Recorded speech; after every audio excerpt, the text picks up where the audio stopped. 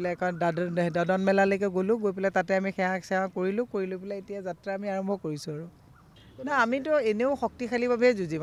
আমি যিখিনি কাম কৰি আছোঁ শক্তিশালীভাৱে আমি যুঁজিম। গতিকে সাম্প্ৰতিক সময়ত যিটো এটা পৰিৱেশ সৃষ্টি হৈছে এইখিনি সময়ত আমিয়ে নহয় তৃণমূলৰ কৰ্মীও খুব শক্তিশালী বুথৰলৈকে শক্তিশালীভাৱে যুঁজিব। আৰু ৰাইজেও কৈছে যে যিবিলাক বাকী আৰু ফাঁকিৰ পৰিৱৰ্তনৰ কথা ক'লে তাৰ পৰা পৰিত্ৰাণ লাগে, গতিকে ৰাইজে আমাক মোহৰ লগাব এইবাৰ।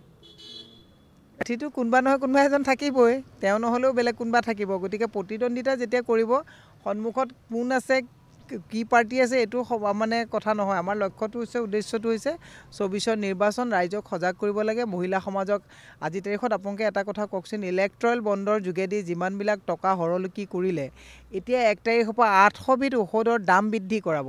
এই কথাখিনি মই প্ৰত্যেককে সুধিছোঁ।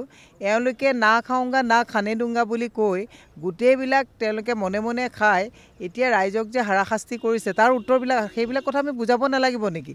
সেই কথাবিলাকতো ক'ব লাগিব।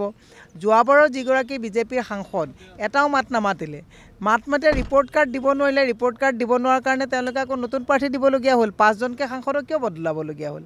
ৰিপৰ্ট কাৰ্ড নাই তেওঁলোকৰ হাতত। সেইকাৰণে মই ৰাইজকো কৈছোঁ ৰিপৰ্ট কাৰ্ড বিচাৰক। তেওঁলোকৰ যোৱাবাৰৰ গৰাকীয়েও মাত নামাতিলে, এইবাৰৰ গৰাকীয়েও মাত মাতিব পাৰিব বুলিতো আমাৰ মনে নধৰে। গতিকে সংসদত অসমৰ সমস্যাসমূহক, গুৱাহাটী বৃহত্তৰ সমষ্টিৰ সমস্যাসমূহক উত্থাপন কৰিবৰ কাৰণেহে সাংসদজন যায়। আইন প্ৰণেতা, আইন বনাই গৈ তাত মাতেই যদি নামাতে। আমাৰ এতিয়া শুনিছোঁ মোকতো কেনেকুৱা হ'ব? আমাৰ এতিয়া শুনিছোঁ গুৱাহাটীত বোলে আমাৰ কেণ্ডিডেট কোনোবাই কৈছে বোলে গুৱাহাটীত কোনো সমস্যাই নাই। ওলালেহে গম পাব সমস্যা। গুৱাহাটীত খোৱা পানীৰ সমস্যা, গুৱাহাটীত নলা নৰ্দমাৰ কদৰ্য অৱস্থাত, যুৱ সমাজৰ মাজত সংস্থাপন নাই। 5,000, 6,000, 7,000 টকা দৰমহাত ল'ৰাবিলাকে চাকৰি কৰি থাকিবলগীয়া অৱস্থা হৈছে। স্কুল এফালৰ পৰা বন্ধ হৈছে।